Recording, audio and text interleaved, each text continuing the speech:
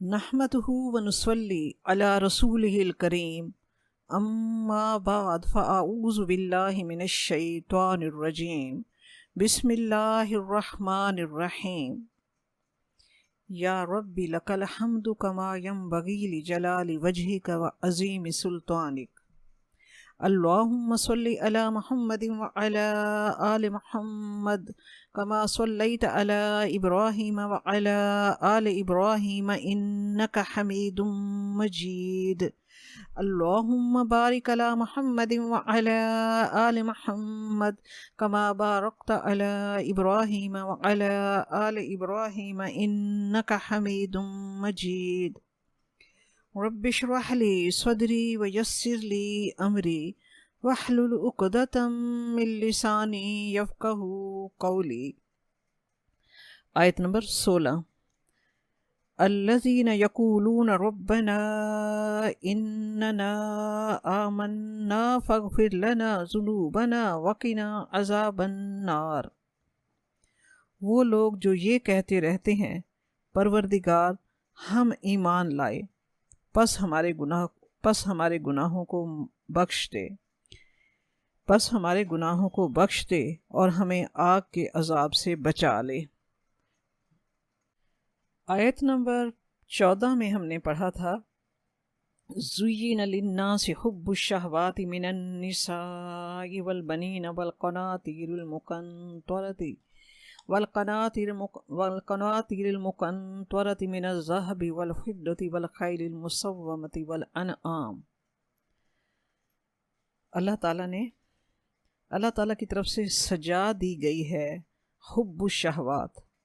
کون سی حب الشہوات؟ عورتوں کی محبت، بیٹوں کی محبت اور خزانوں کے ڈھیر جو اکٹھے ہوئے ہوتے ہیں، سونے اور چاندی کے اور اعلیٰ نسل کے گھوڑوں کی محبت اور مویشی جانور اور کھیتیوں کی محبت اللہ تعالیٰ کی طرف سے انسان کی فطرت میں سجا دی گئی ہے۔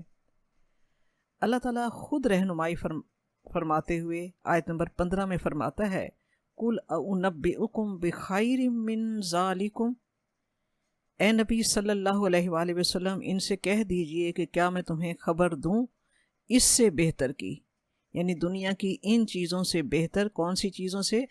عورتوں کی محبت، سونے کے ڈھیروں کی محبت، دنیا کی تمام تر مرغوبات کی محبت سے زیادہ بہتر چیز کی تمہیں خبر دوں۔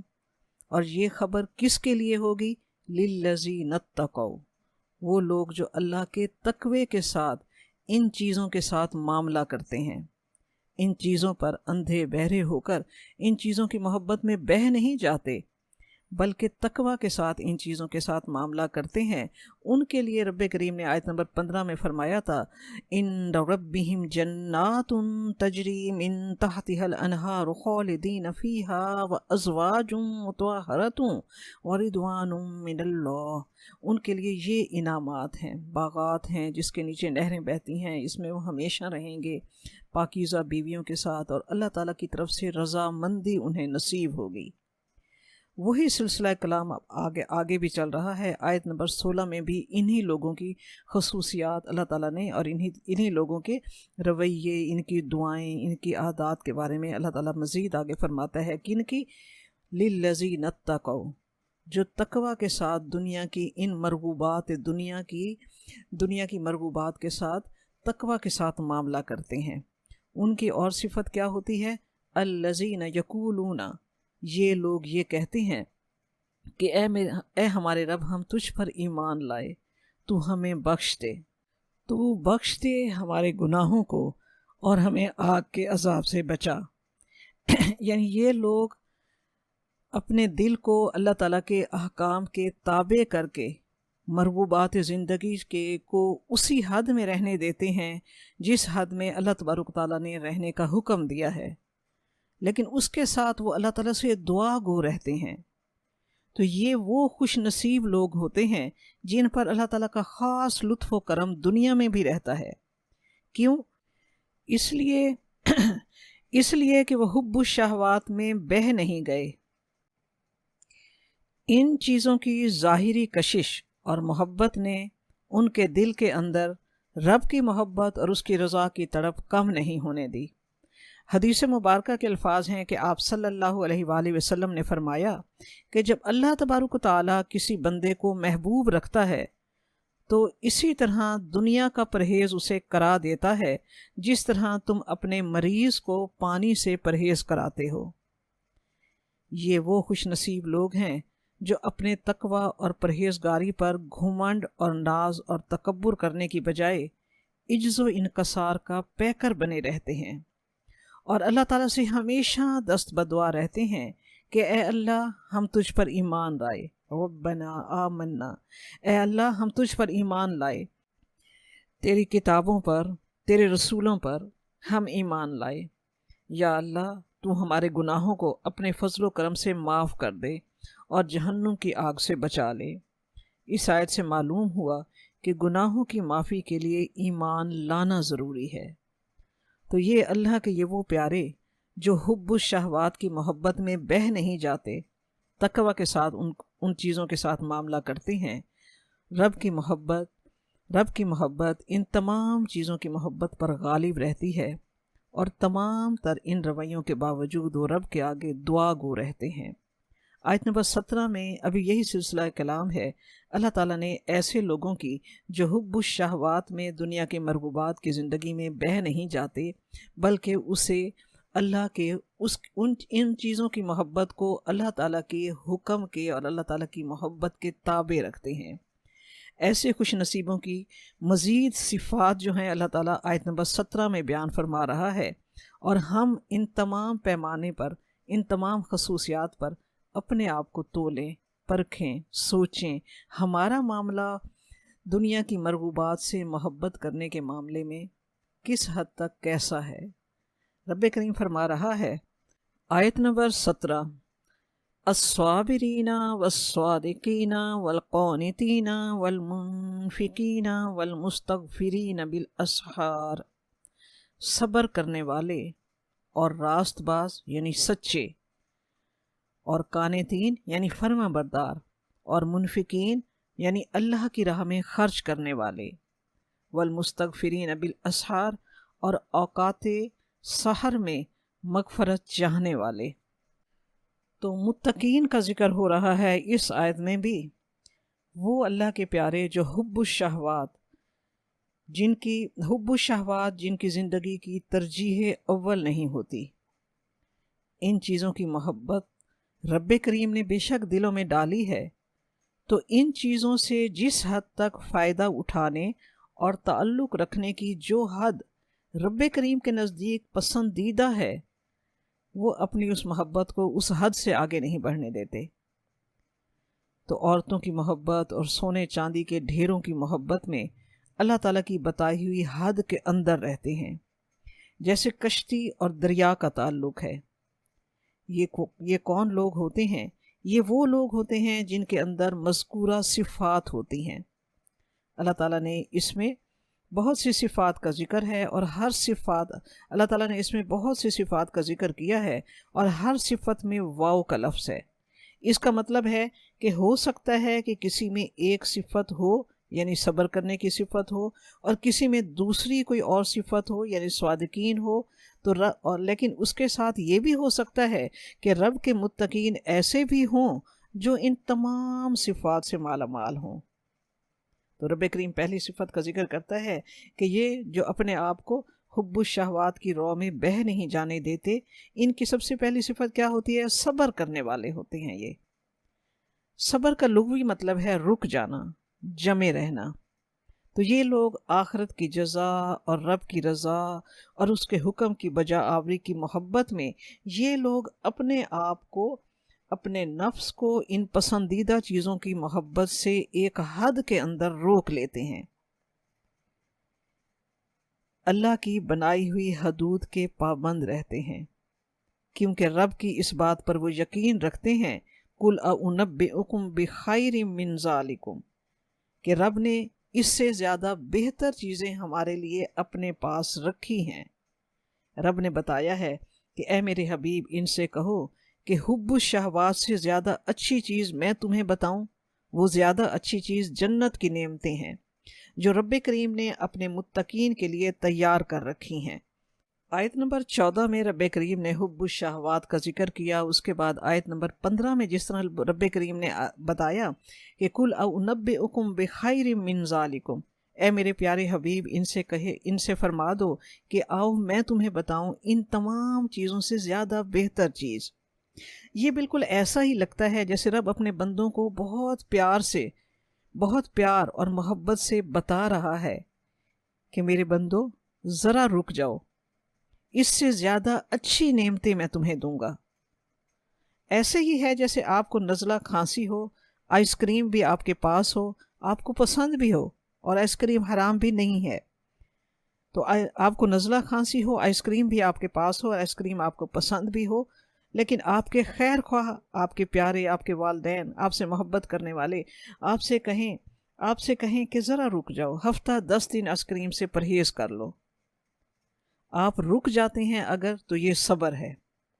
अगर आप कहें कि मैं नहीं रुक सकती, मुझसे नहीं सब्र होता, तो ये हुब्बुश शहवात है, जिसे रब करीम ने कुरान पाक में मोहब्बत आजला कहा। सूरत अल-क़ियामा की आयत नंबर 20 और 21 में रब करीम ने फरमाया, बल तुहिब्बूनल आजिला व तज़रूनल आखिरा, बल्कि तुम दुनिया की चीज़ों से मोहब्बत करते हो और तज़रूनल आखिरा, और आखिरत को पीछे छोड़ देते हो। तो इन चीज़ों को, अल्लाह की बताई हुई इन चीज़ों की मोहब्बत को अल्लाह की बताई हुई हद तक कायम रखना जो है, ये सब्र है। सब्र के कई और भी मकाम हैं। अल्लाह की रज़ा के लिए मैदान जंग में दुश्मनों से सामना है, पता है कि आगे बढ़ूंगा तलवारों की छाँव में तो जान चली जाएगी, मगर रब की रज़ा के लिए, उसकी दीन की सरबुलंदी के लिए मैदान जंग में जमे रहना, ये सब्र है। कदमों का ना लड़खड़ाना, पीठ ना फेरना, ये सब्र है। अल्लाह के रास्ते हुए, अल्लाह ताला के रास्ते पर चलते हुए बड़ी बड़ी मुसीबतें आएँ, तकलीफ़ें उठाएं, मगर फर्मा बरदारी पर जमे रहें, तो ये सब्र है। और मुश्किलात पर वावेला और आहो फुगा ना करना, ये भी सब्र है। सब्र वो कैफियत है कि आप सब कुछ भूल जाएं अल्लाह की रज़ा के लिए, आखिरत की जज़ा के लिए आप सब कुछ भूल जाएं। अंदर की बेआवाज़ चीखों को भी आप थाम लें और बाहर निकलने वाली आहो फरियाद को भी आप थाम लें, ये सब्र है। अच्छा, सब्र अता है जो रब अता करता है। इंसान कोशिश करता है अगर दिल की मोहब्बत के साथ, तो रब अता करता है। अल्लाह ताला ने कुरान पाक में अपने प्यारे हबीब से यही फरमाया। सूरत अन-नहल की आयत नंबर 127 में अल्लाह ताला ने अपने प्यारे हबीब से फरमाया, वस्बिर वमा सब्रुका इल्ला बिल्लाह, और सब्र करो और आपका सब्र भी अल्लाह ताला की मदद ही से है। तो मैंने कहा कि सब्र अता है। जब ये अता मिलती है तो इंसान हुब्बुश शहवात की, मोहब्बत की कैद से निकल आता है। उसे सब्र में भी सुकून मिलता है। उसे अपने आप को इन चीज़ों से रोकना मुश्किल नहीं लगता, उसे कम ज़्यादा लगने लगता है। और रब करीम ने हमें फरमाया, हमें बताया, हमारी रहनुमाई फरमाई, वस्तईनु बिस्सब्रि वस्सलाह, और सब्र और नमाज से मदद लो। सब्र मदद देता है। ज़िंदगी के ख़ारज़ारों पर सब्र मददगार बन जाता है। तो अल्लाह ताला के इन मुत्तकीन लोगों की जो अपने आप को हुब्बुश शहवात की मोहब्बत में, यानी मरगूबात ज़िंदगी की मोहब्बत में बह नहीं जाने देते, उनकी पहली सिफत क्या होती है? सब्र। अगली सिफत उनकी क्या होती है? वस्वादिकीन, ये सच्चे लोग होते हैं। बदअहदियों और फरेबियों से बचने वाले, बदअहदियों और फरेबों से बचने वाले। अकीदा और अमल उनका हम रंग होता है। ये सच्चे लोग होते हैं। और सबसे बड़ा सच ज़िंदगी में क्या है? अल्लाहु ला इलाहा इल्ला हु, अल्लाह सिर्फ माबूद वाहिद वही एक ज़ात है। اور یہ یقین، اس سچ پر یقین جو ہے وہ دنیا کی سب سے بڑی نعمت ہے۔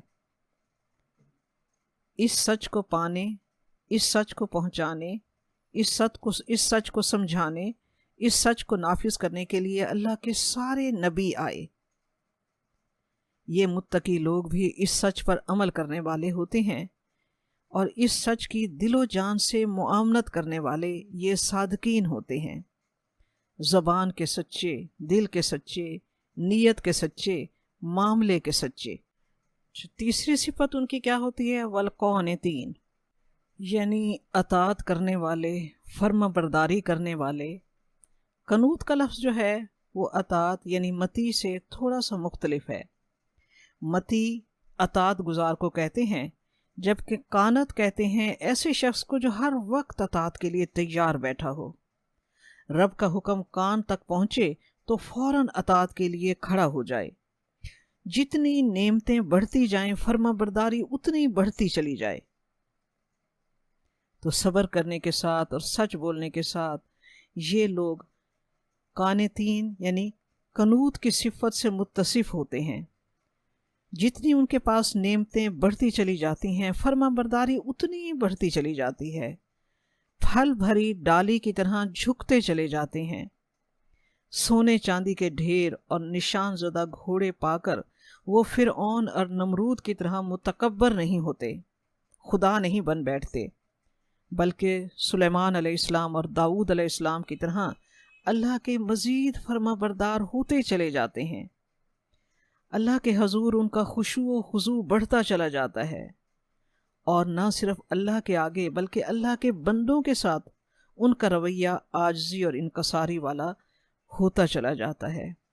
ایک بزرگ کا کہنا ہے کہ ہم نے تو خاکساری کے فیض ہی سے ساری مشکلات حل کیں، ہم نے تو خاکساری کے فیض ہی سے ساری مشکلات حل کیں۔ چوتھی صفت ان کے اندر کیا ہوتی ہے؟ والمنفقین، اور خرچ کرنے والے۔ کہاں خرچ کرنے والے؟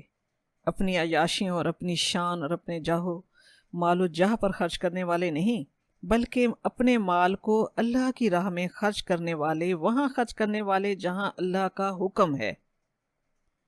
آپس میں ہمدردی اور خیرخواہی کرنے والے، اللہ کے حاجت مند بندوں، فقیروں، مسکینوں کے ساتھ احسان کرنے میں سخاوت سے کام لینے والے، اللہ کی رضا کے لیے اپنے مال کی محبت کو قربان کرنے والے۔ یہی تو امتحان ہے۔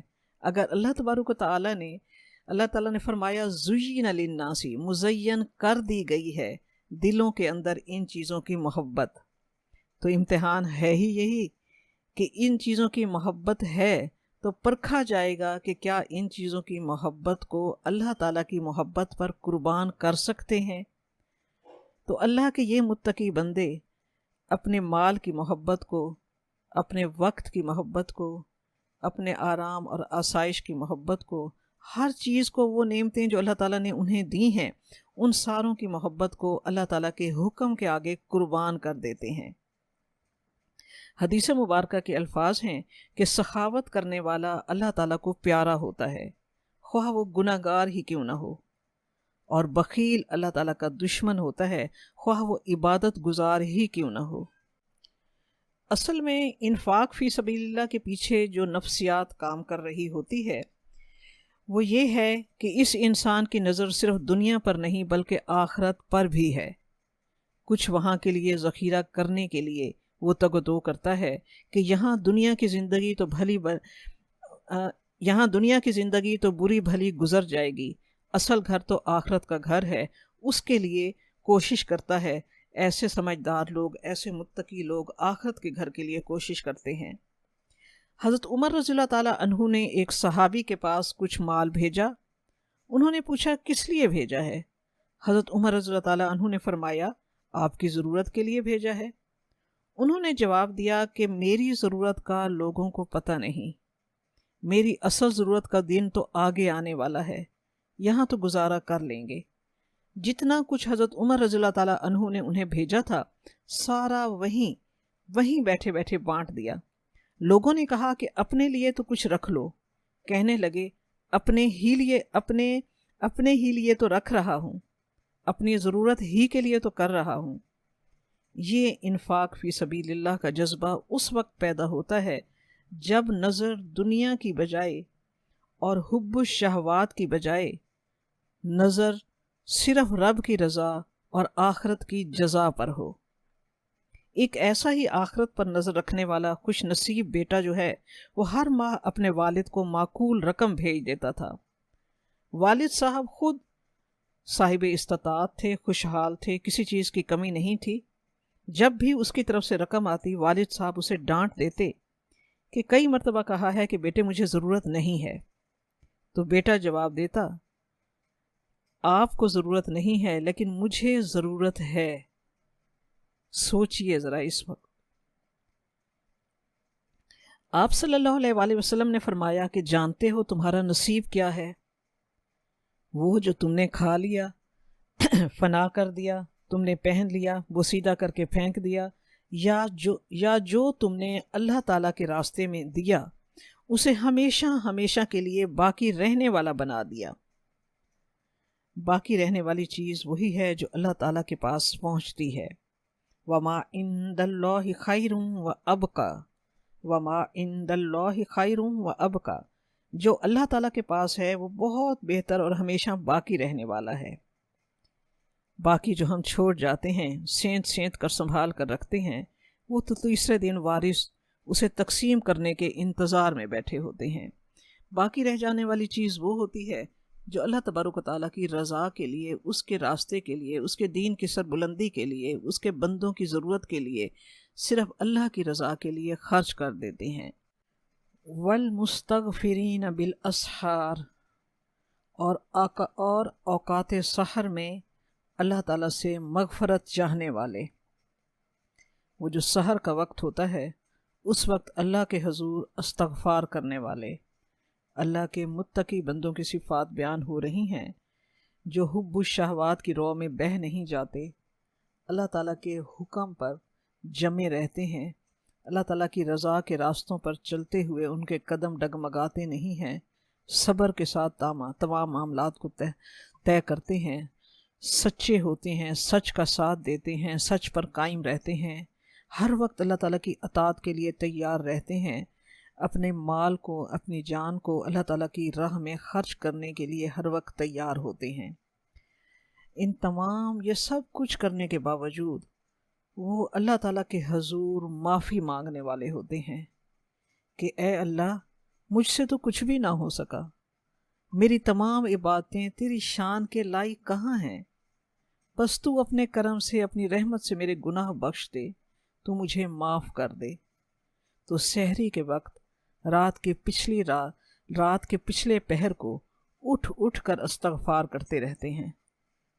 एक तो है 5 वक्ता नमाजें, और एक ख़ास वक्त है जिसके बारे में फ़रमाया गया है कि हर रात जब रात का आखिरी 1/3 हिस्सा बाकी रह जाता है तो अल्लाह ताला आसमान दुनिया तक नज़ूल फरमाता है और कहता है कोई मांगने वाला कि उसे अता किया जाए, है कोई दुआ करने वाला कि उसकी दुआ कबूल की जाए, है कोई इस्तग़फ़ार करने वाला कि उसे माफ़ कर दिया जाए। अल्लाह ताला इसमें हमें एक राज की बात बता रहा है कि किस वक्त मग़फ़रत की दुआ करनी चाहिए। अगर आप चाहते हैं कि अल्लाह ताला आपको माफ़ कर दे, अगर आप चाहते हैं कि आप इन लोगों में से हों जिनसे अल्लाह राज़ी होता है, तो रब ने राह दिखा दी है, वल मुस्तगफिरीन बिल असहार। इससे मालूम हुआ कि इस वक्त का इस्तग़फ़ार जो है वो अफजल है। सूरत अज़्ज़ारियात की आयत नंबर 17 में अल्लाह ताला ने फरमाया, कानू कलीलम मिनल लैली मा यहजऊन व बिल असहारी हुम यस्तगफिरून। वो रात को बहुत कम सोते हैं, अल्लाह के हजूर रोते रहते हैं, फरियाद करते हैं गुनाहों की माफ़ी की, और जब सुबह होती है तो आजिज़ी से रोते हुए अल्लाह के हजूर झुक जाते हैं, इस्तग़फ़ार करते हुए अपने गुनाहों पर, इस्तग़फ़ार करते हुए कि अल्लाह तेरी इबादत का हक़ हमसे अदा ना हो सका। اللہ کی رضا کے لیے اللہ کے بندوں کی خدمت کرتے ہوئے، ان پر خرچ کرتے ہوئے، مشکلات پر صبر کرتے ہوئے، اور اللہ کی اطاعت میں ہر وقت اس کے حکم کی اطاعت کے لیے تیار رہتے ہوئے وہ اللہ کے حضور جھکنے کے کو بھی نہیں بھولتے۔ یہ نہیں کہ انسانوں کی خدمت کرتے کرتے اتنے تھک جائیں کہ عبادات کی ہمت باقی نہ رہے۔ یہ نہیں کہ انسان اہم ہو جائیں اور اللہ بھول جائے، بلکہ راتوں کو اٹھ کر اللہ کے حضور اپنے گناہوں کی معافی مانگتے ہیں۔ رات کا وقت ریا سے دور ہوتا ہے اور اللہ تعالیٰ سے قریب ہوتا ہے۔ خوش نصیبوں کو یہ وقت عبادت کے لیے اللہ تعالیٰ توفیق دیتا ہے، سعادت دیتا ہے۔ بخاری اور مسلم میں حضرت عائشہ رضی اللہ تعالیٰ عنہا سے روایت ہے کہ آپ صلی اللہ علیہ وآلہ وسلم نے اول رات، درمیانی رات اور آخری رات میں وتر پڑھے۔ سب سے آخری وقت آپ کا وتر پڑھنے کا سحری تک کا تھا۔ حضرت عبداللہ بن عمر رضی اللہ تعالیٰ عنہ رات کو تہجد پڑھتے رہتے اور پھر اپنے غلام حضرت نافع سے پوچھتے کہ کیا سحر ہو گئی ہے؟ جب وہ کہتے ہاں تو آپ صبح صادق کے نکلنے کی دعا استغفار میں مشغول ہو جاتے۔ حضرت انس بن مالک رضی اللہ تعالیٰ عنہ فرماتے ہیں کہ ہمیں حکم کیا جاتا تھا کہ جب ہم تہجد کی نماز پڑھیں تو سحری کے آخری وقت 70 مرتبہ استغفار کریں، اللہ تعالیٰ سے بخشش کی دعا کریں۔ یہ ہیں 5 صفات جو اللہ والوں کی اور حاملین قرآن پاک کی ہوتی ہیں۔ رب کریم نے ان کے دلوں میں بھی حب الشہوات مزین کی ہوتی ہے۔ ان اللہ کے متقی لوگوں کے دلوں میں بھی ان کی فطرت میں بھی حب الشہوات مزین کی گئی ہوتی ہے، مگر وہ ان چیزوں کی محبت کو رب کی رضا اور رب کی محبت پر غالب نہیں آنے دیتے۔ یہی تو امتحان تھا اور یہی کامیابی ہے۔ اگر یہ 5 صفات نہ ہوں تو اللہ تعالیٰ تک پہنچنے اور اللہ کی رضا کو پانا مشکل ہے۔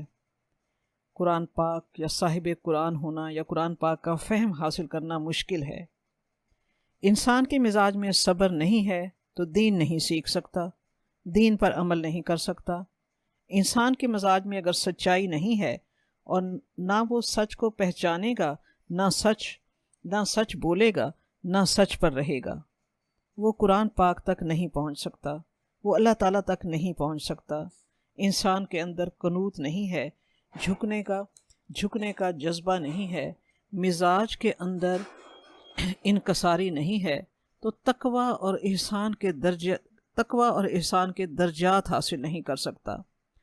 شیطان کے ساتھ یہی تو ہوا تھا کہ سب سے زیادہ عبادت گزار ہونے کے باوجود اس کے اندر قنوت نہیں تھا۔